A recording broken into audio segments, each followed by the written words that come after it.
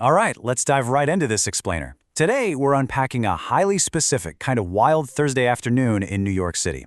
We're looking at a day that was incredibly unique, mostly because it was defined by two extreme, completely opposite events happening at the exact same time. Like, on one hand, you've got this soaring, historic euphoria, and on the other, sudden, terrifying panic right in the heart of Manhattan's entertainment district.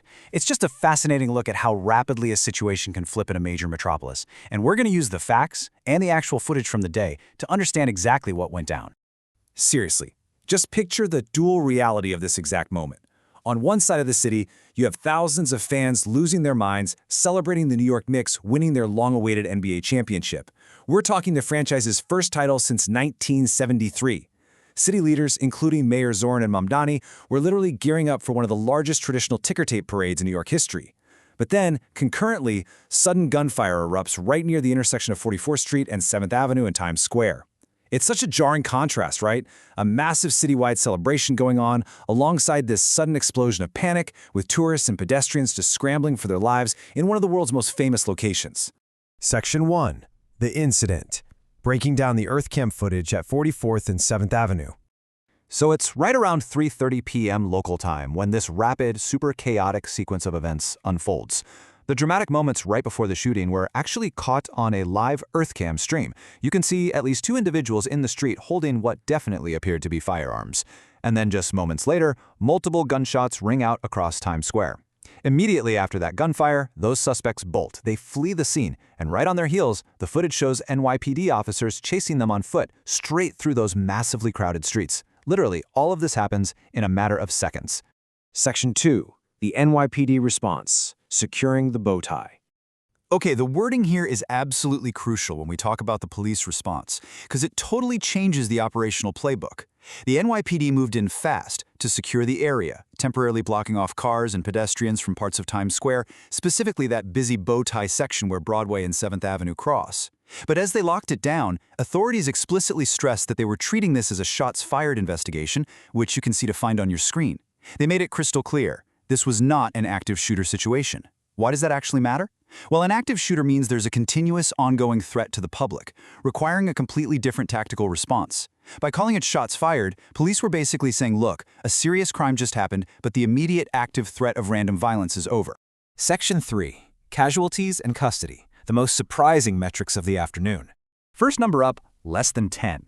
If you listen to the live EarthCam audio, fewer than 10 shots could actually be heard ringing out.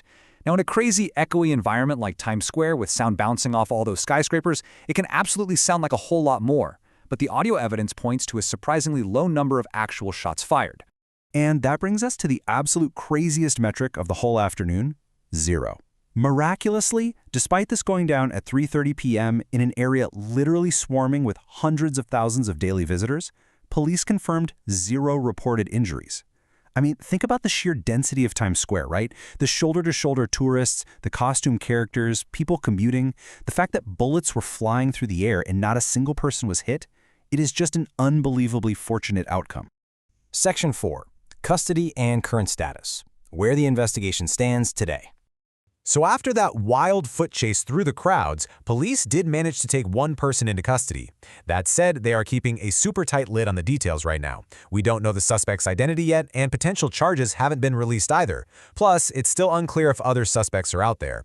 Remember, the video showed what looked like at least 2 guys with guns. Because of that big question mark, this investigation is still highly active. Detectives are heavily reviewing the massive network of surveillance footage around Times Square and pulling physical evidence off the streets to figure out exactly who was involved and what sparked this whole thing. Now, despite all that ongoing detective work, authorities have made one thing clear. The situation is officially considered contained. For anyone hanging out in the city or planning a visit, the explicit message from the NYPD is that the immediate danger connected to this specific incident has been neutralized. Section 5. A vulnerable public space. The broader implications for New York City. This whole event leaves us with a really tough question to chew on. Think about the vibe of the city that Thursday again. New York is riding this incredible high, celebrating a generational sports victory with a massive Knicks parade. Everyone is thrilled. And Times Square, it is arguably one of the most heavily policed, hyper-monitored pieces of real estate on the entire planet.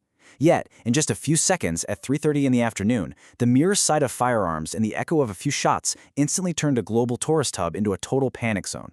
It's a pretty stark reminder of how fragile normalcy really is. It shows us that no matter how much security infrastructure you have, public safety in an open society can be disrupted in the blink of an eye.